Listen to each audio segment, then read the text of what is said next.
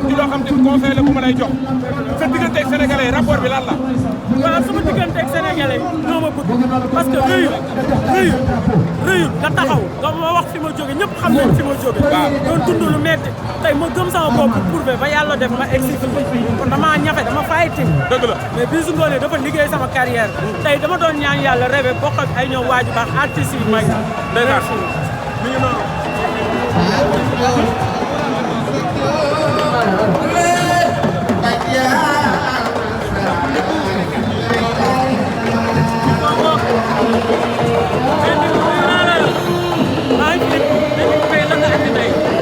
waaw mbégte rek ñëw ànd ak sama góor duudu waaju baax ak waa GPS production yaa ma gën a xam ñu nekk ci liggéey bu métti ak job waaw lamb ji neex na ndax tey boo gisee suñu teewaay ñuy jóge ba Thiès arrêté suñu journal dañ ñëw tuddee bis tuddee ko famille lamb moo tax ñu ñëw àndal waa li baax waaw métti na mais dama gëm sama bopp xoolal tey fi ma egsi dama trouvé fighting ñafe sama live mais fighting rek yàlla mais fi ma commencé ñëpp xam nañ ko mën naa taxaw ne milieu laa doon dund waaw mais mooy loolu xoolal tey fi ma egg dama gëm sama bopp mais sama carrière li ma marqué bëri na quoi mais jaar-jaar ak ay tolof-tolof ñeme jam-jam ba egsi fii ba pare ma dëkk ci banlieue ñeme ñafe waaw mais sama carrière Bijou Ngoné moo ci liggéey lépp dama koy sant grâce à moom la tey bu ma eggee fii bay signé ay contrat di am ay cachet Bijou Ngoné tax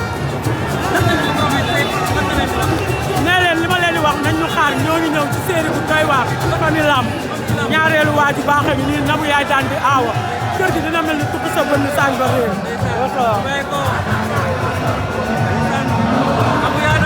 namu naa la ci loole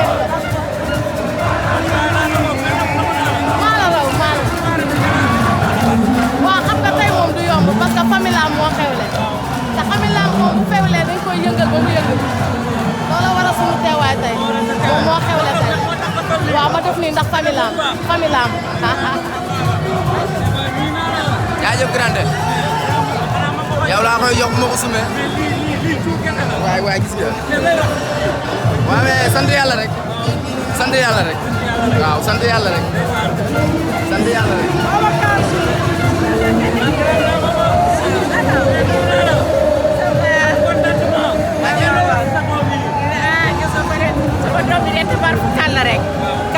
kaar law na cat rek waaw xale yu baax yoo xam ne vraiment dañu bëgg a làmb tey nag yàlla def ñu tuddee ñu benn drapeau waaw te ñun ci film bi la ñu bokk kon boog mu ngoog daal waaw kay kontaan nañu trop. ginnaaw drapeau bi wax waaw mais lii rafet na rek di wax ne nag comme ni ñu ko defee saa su nekk rek di liggéey di waaj lu bees tàkk loo xamante ne askan wi dañ ci gis seen bopp tey nag ñu lëkkaloo géwél yëpp ba tax na nag film bi ñu ci nekk ñëpp ay personnage géwél la ñu yore ay personnage waxkat bu baax ci réew ay personnage nitu làmb moo tax tey ñu def lii en tout cas na ko Sénégal yëpp xaar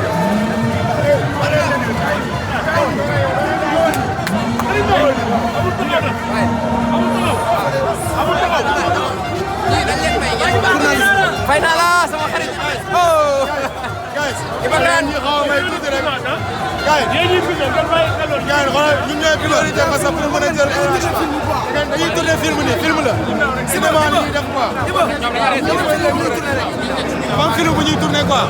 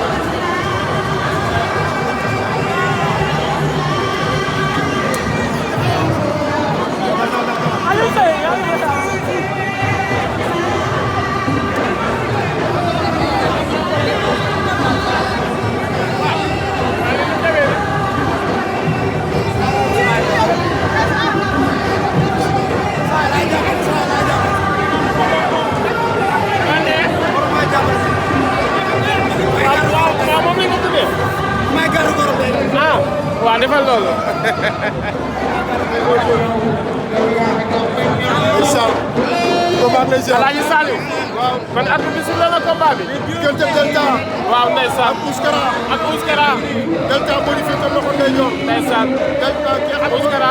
à gauche. ba ma nekkee à gauche. borom njëmb lu. moo ñu fee tànku ndeyjoor. ba ngoog. ndeysaan. Delta moo ko teg ci bopp.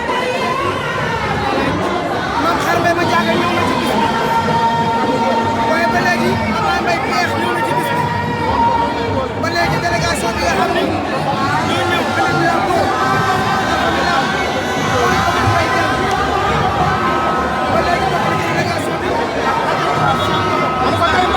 bokk na ci délégation bi ba léegi la àndal muy Zoro ñu tuddee ko drapeau ñu bokk séeri famille am yi askanu Géwël comme bu ñu ko tuddee nam yaay daan di aawa nekk ci wet bi man may ñaareel dañ kaa war a dal mais tey kon mbaar yi du jóg dara du xaw non mbaar yi du jóg bi tey du jóg dara du jóg jàmm laa fee lañ woote dañoo jóg suñu jëkkër dara ay jërëjëf